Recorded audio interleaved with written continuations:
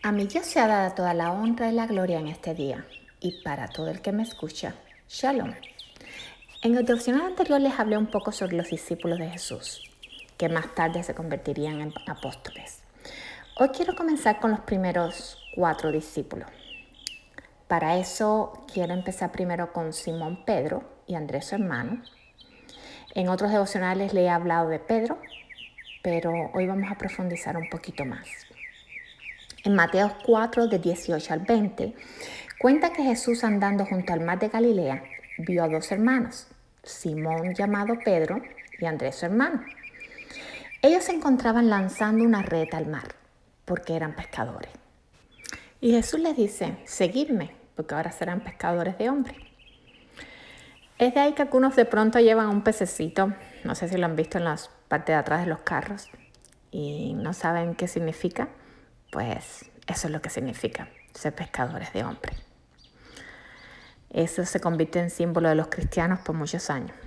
Pero bueno, siguiendo con la historia. Les leo lo que pasa en el versículo 20. Ellos entonces, dejando al instante las redes, los siguieron. Fíjense aquí cómo estos hombres no titubearon. No pusieron excusas tampoco. Ellos bien pudieron decir: ¿sabes qué, Jesús? Cuando terminemos de pescar, o cuando damos los pescados. O de pronto Pedro pudo haber dicho: bueno, yo tengo una esposa que atender. Recuérdense que él era casado.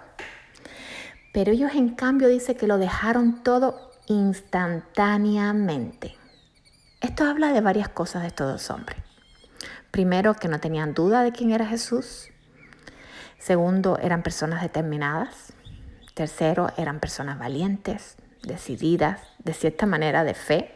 Al final del cabo, Jesús no le estaba prometiendo que iban a ser ricos, ni le estaba prometiendo dinero. Es más, recuerden que Jesús ni siquiera tenía, dice, que un lugar donde recostarse, porque él andaba de lugar en lugar. En este momento tampoco ellos habían visto a Jesús haciendo milagros, o sea, ellos sencillamente creyeron. Pero la pregunta sería: ¿esta fue la primera vez que ellos escucharon hablar de Jesús? En Juan 1, de 35-42, cuenta que Andrés era un discípulo de Juan el Bautista. Y se encontraba junto a Juan y otros discípulos cuando Jesús por primera vez, les apareció. Y dice que Andrés, creyendo en Jesús, lo siguió, le preguntó primero: maestro, ¿dónde vives? Y Jesús le dijo algo. Jesús le dijo: ven y mira. Quiere decir que ya Andrés sabía de Jesús. Andrés había pasado aquella noche con Jesús y había creído que Jesús era el Cristo. ¿Y qué hizo Andrés? Fue y le contó a su hermano Pedro. Aquí vemos una de las características de Andrés. Andrés era un hombre observador. Pues cuando él estaba con Juan el Bautista, él observó al Señor, y es por eso que el Señor le dice: ven y mira. Otra cosa que pasa, que se puede ver que Andrés era un hombre observador, se encuentra en Juan 6, del 8 al 12, que es la historia que les conté antes de la alimentación de los 5,000 personas. Dice que fue Andrés quien miró al niño y supo que el niño era el que traía los panes y los peces.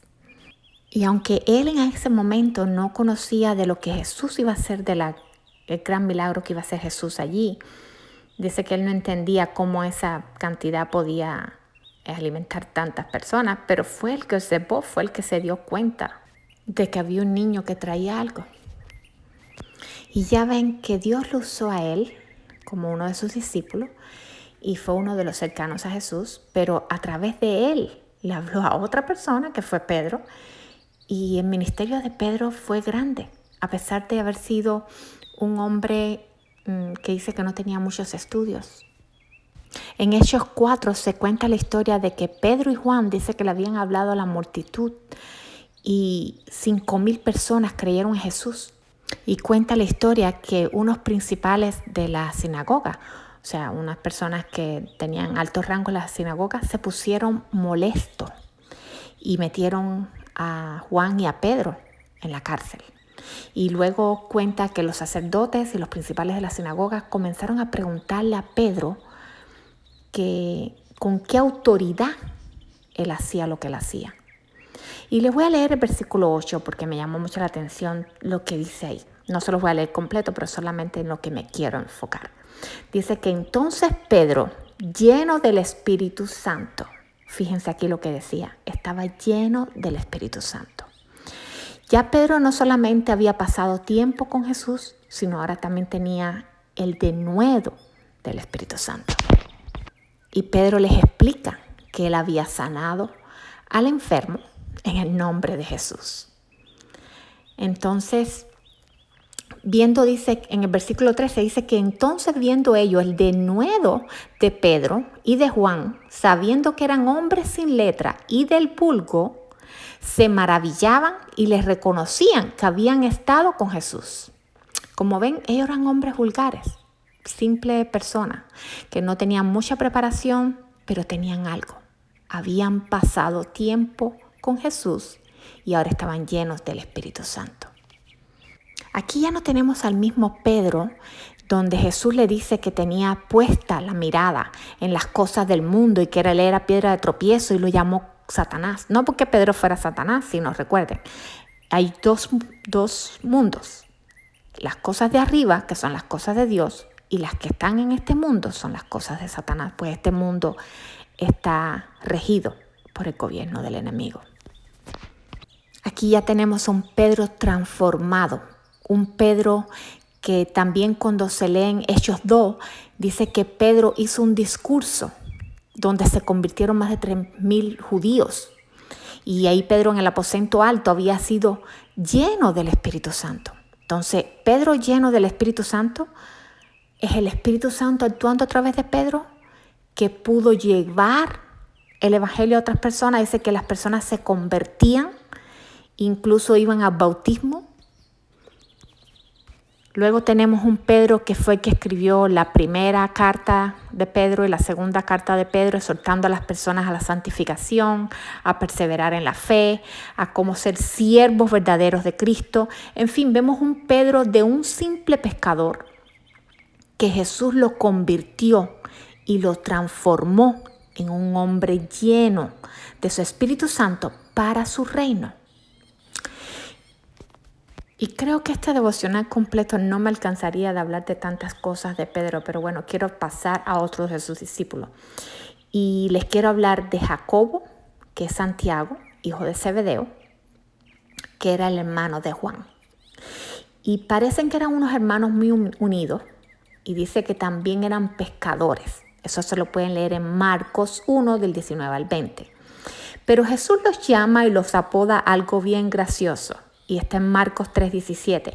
Y Jesús le dice Boanerges, que quiere decir hijos del trueno. Y muchos creen que ellos fueron llamados hijos del trueno porque eran de carácter fuerte. O sea, eran personas que reaccionaban de pronto rápido, eran personas que de pronto se ponían molestas rápida, pero al igual que Pedro, al igual que Andrés, también estuvieron con Jesús. Y llegaron a formar el grupo íntimo de Jesús. Recuerde, Jesús tenía 70, tenía 12, pero tenía un grupito más pequeño. ¿Por qué? No es porque Jesús fuera que quisiera uno más que otro. No, tenemos relaciones, dice que somos hechos a imagen y semejanza de Dios. A veces tenemos amistades, pero siempre tenemos un grupito con que nos identificamos más o con los que sabemos qué podemos hacer o qué no podemos hacer. Y lo mismo pasaba con Jesús. Y en Marcos 1:29 vemos a Jesús yendo con Jacobo y con Juan a visitar a Pedro y Andrés. Y dice que en esa visita Jesús sana a la suegra de Pedro. Vemos aquí a Jesús con un grupo pequeño para hacer ciertas y determinadas obras.